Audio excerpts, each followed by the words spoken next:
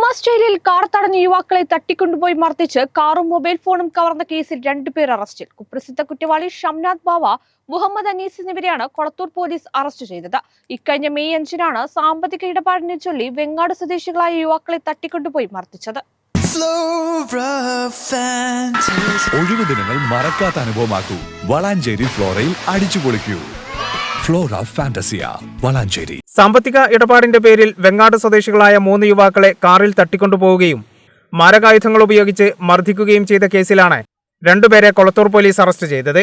മലപ്പുറം കോഡൂർ സ്വദേശി ആമിയൻ വീട്ടിൽ ഷംനാദ് ബാവ എന്ന കരീം ബാവ, പാങ് ചേണ്ടി സ്വദേശി ചെമ്മാട്ട് വീട്ടിൽ മുഹമ്മദ് അനീസ് എന്നിവരെ കൊളത്തൂർ പോലീസ് പിടികൂടി.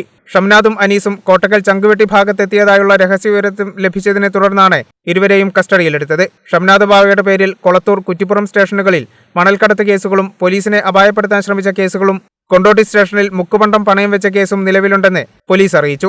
താനൂർ പോലീസ് സ്റ്റേഷനിൽ കാപ്പ നിയമപ്രകാരവും കേസുണ്ട്. ഗുണ്ട ആക്ട് പ്രകാരം ജയിൽ ശിക്ഷ അനുഭവിച്ചിട്ടുള്ളയാളാണ് ഷംനാദ് ബാവയെന്ന് പോലീസ് പറഞ്ഞു. കേസിൽ ഉൾപ്പെട്ട മറ്റ് 2 പ്രതികളെ കഴിഞ്ഞ ദിവസം പോലീസ് അറസ്റ്റ് ചെയ്തിരുന്നു. ഇക്കഴിഞ്ഞ മെയ് 5-നാണ് കേസിനാസ്പദമായ സംഭവം. വെങ്ങാട് സ്വദേശികളായ ഹുസൈൻ, സിറാജ്, അഷ്റഫ് എന്നിവർ കാറിൽ വീട്ടിലേക്ക് മടങ്ങുന്ന സമയം രാത്രി 11 മണിയോടെ കൊളത്തൂർ കുന്നത്തങ്ങാടിയിൽ വെച്ച് 2 കാറുകളിലായെത്തിയ പ്രതികളുടെ സംഘം പരാതിക്കാരുടെ കാറിന് വിലങ്ങിടുകയും മൂവരെയും കാറിൽ തട്ടിക്കൊണ്ടുപോകുകയുമായിരുന്നു.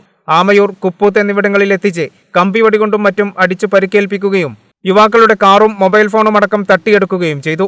പട്ടാമ്പിയിലെ ലോഡ്ജിൽ കൊണ്ടുപോയി 1 ദിവസം മുഴുവൻ പൂട്ടിയിട്ട് മർദ്ദിക്കുകയും ചെയ്തതായി യുവാക്കൾ കൊളത്തൂർ പോലീസിൽ നൽകിയ പരാതിയിൽ പറയുന്നു. സംഭവശേഷം വയനാട്, ബംഗളൂരു, തമിഴ്നാട് എന്നിവിടങ്ങളിലായി ഒളിവിൽ കഴിയുകയായിരുന്നു പ്രതികൾ. കേരള വിഷൻ, പെരിന്തൽമണ്ണ.